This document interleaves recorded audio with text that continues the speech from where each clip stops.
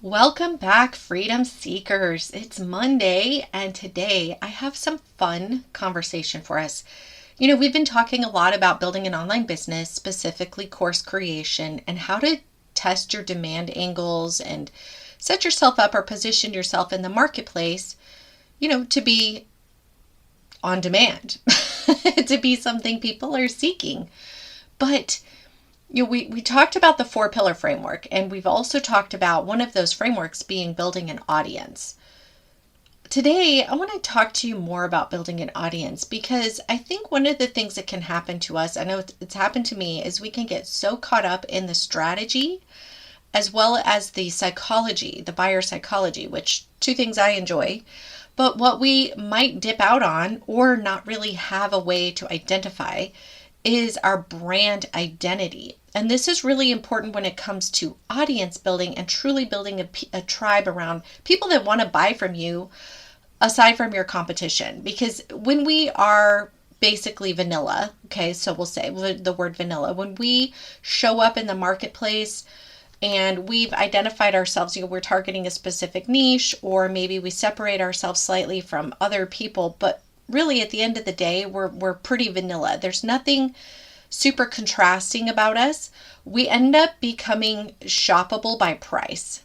And that's when you start to see this like race to the bottom. I'm seeing it all over my feed right now, probably because I'm talking a lot about this, but just ridiculous offers are popping up, this many courses for $26 or $17 or free or whatever.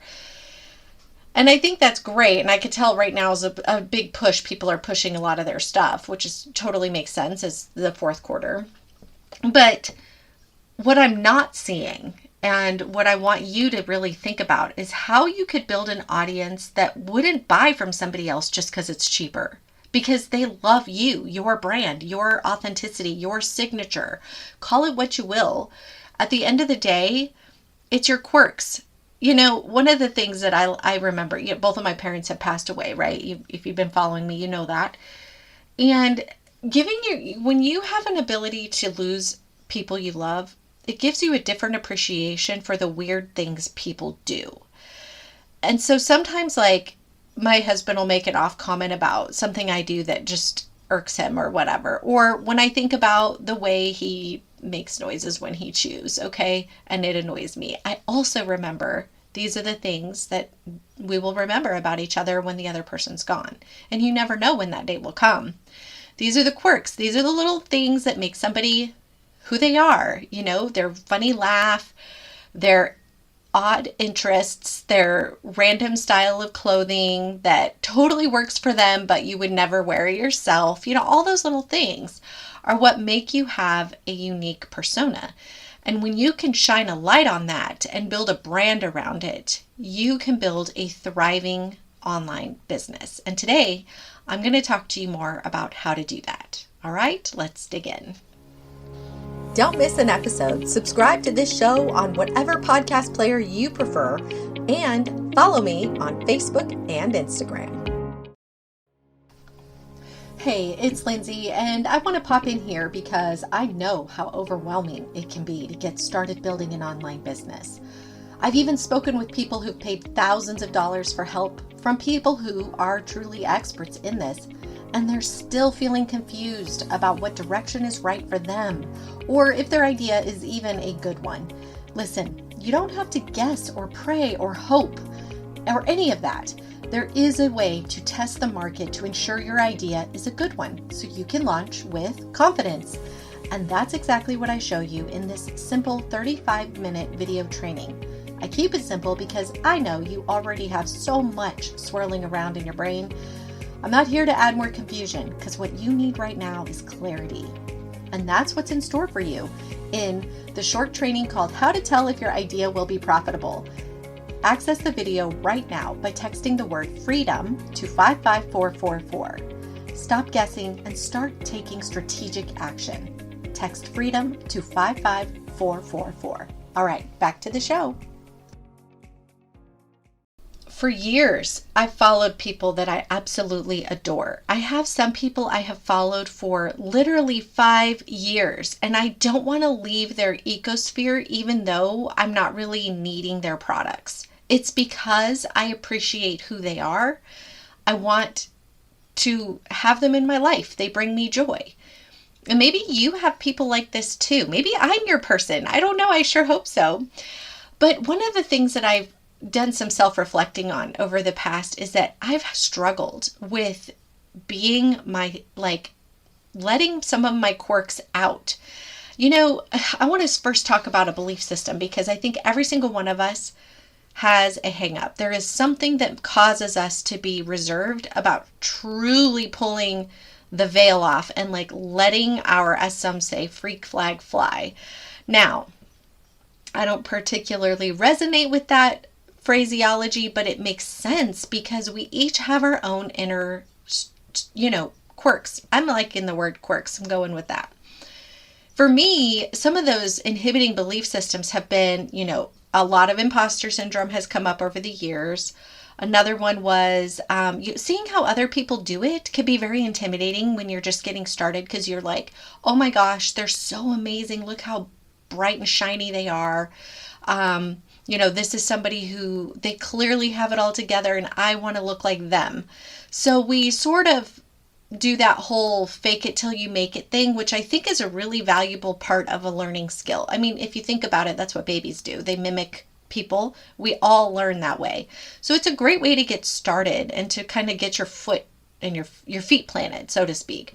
But at some point, when you're ready to truly shine, when you're ready to really build an audience, it comes down to you've got to be yourself. You've got to attract the people who vibe with you, okay?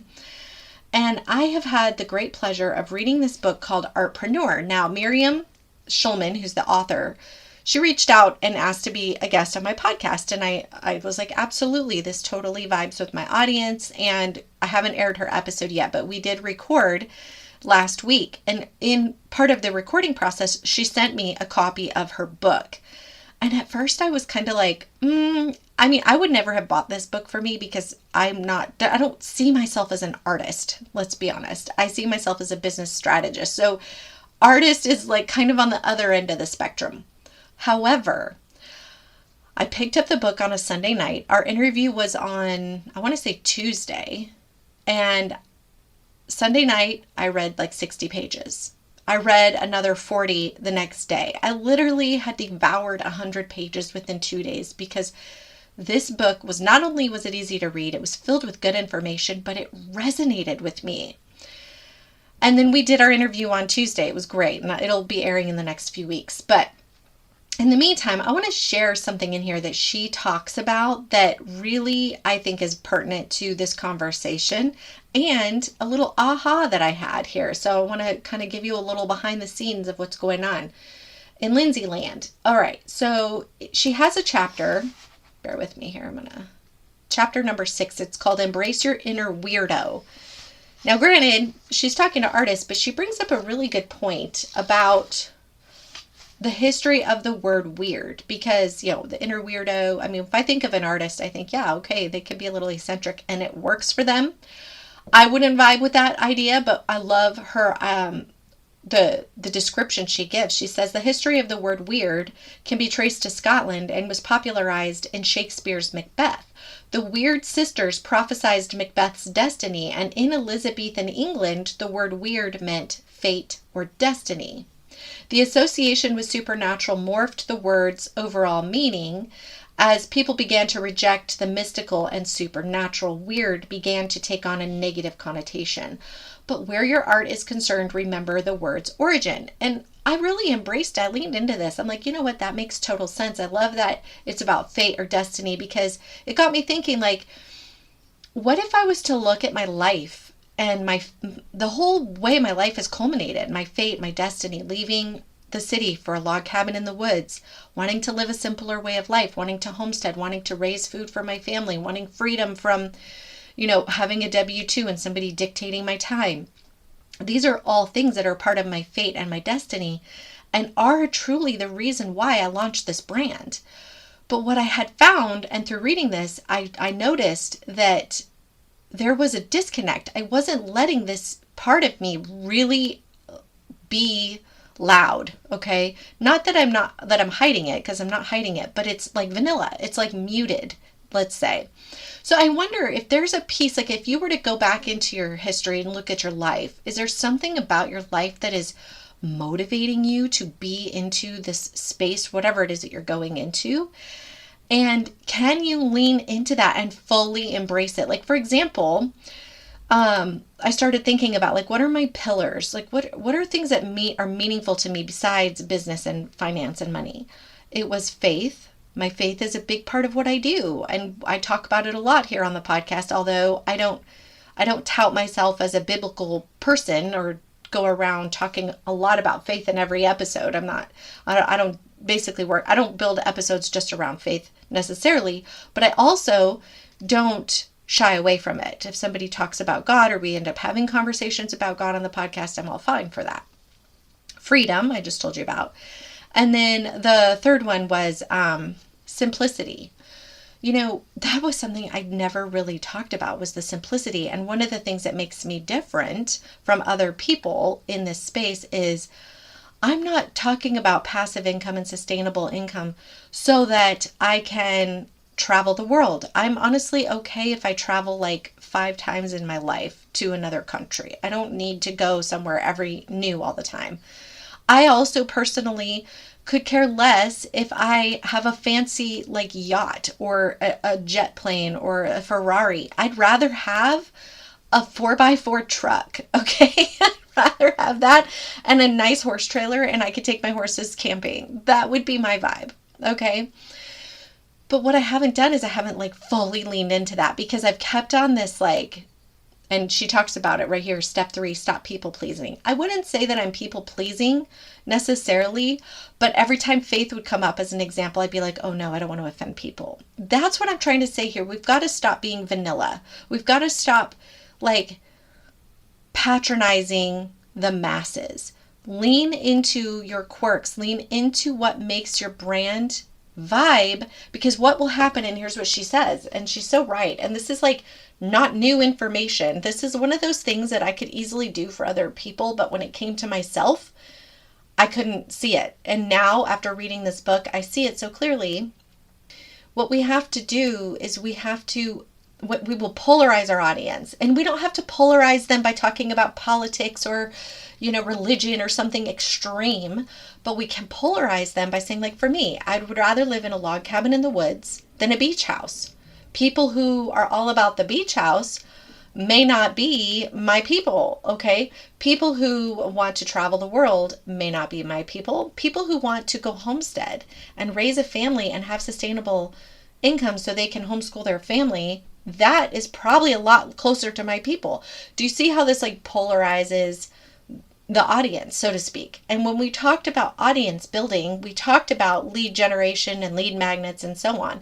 But another really important piece to this is you want to keep people in your ecosphere, right? We did talk about that as well. And it isn't just about selling them what they want. It's also about being the type of person that they vibe with, that they want to stay in your ecosphere. And that's what I want you to see. Now, I encourage you to get this book, Artpreneur. You can get it on Amazon. It's called The Step-by-Step Guide to Making a Sustainable Living from Your Creativity. And as I'm reading this, I thought, you know what? I am an artist. My art isn't painting. My art isn't crocheting. My art is podcasting, business development. That is an art. And I definitely get into a creative vibe at times. Like, it is part of who I am. And so I would invite you to please consider getting this book by Miriam Schulman. It is truly fantastic.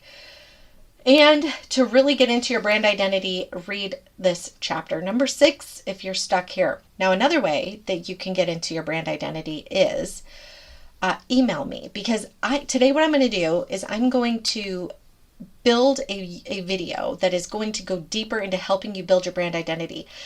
Because here's what I've learned. It is so hard sometimes to do this for ourselves.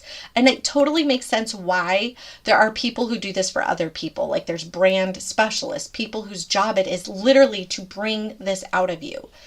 But for those of you who are not ready to hire that level of brand strategist, you don't have to. I just did this with AI, and I'm going to record and create a training on this exact strategy that I used. It's phenomenal. And it's funny too, because I laugh at myself as I'm doing it, because I'm thinking, gosh, this is literally things I've answered for other people. And yet for me, I'm just kind of like going into AI like, I don't know what to do. I'm confused. But because I did that, I now have clear prompts for you. And I ended up with like a 21-page brand Bible. And I'm going to tell you something. It was so fantastic. It literally made me cry. Reading what it said back to me, I knew it was so spot on. It is so true to me that it's a little eerie, honestly, but it can be very helpful for you. So if you would like access to that training, it's totally free. Email me at lindsay@bizinaboxsolutions.com and just put in the subject brand training, and I will respond to you with the information to the video. Okay. All right.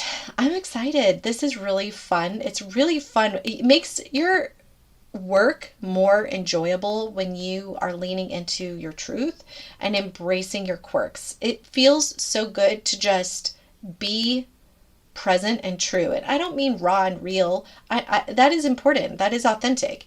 But I mean, like, let your personality be at the forefront of everything you do. Everything moving forward is changing for me. The way I show up in the podcast, the way I show up on social media, the way I show up in my emails. Everything is changing as a result of this, and it will change for you as well. All right. Thanks for tuning in today. I hope you have a fantastic week. Until next time, bye for now.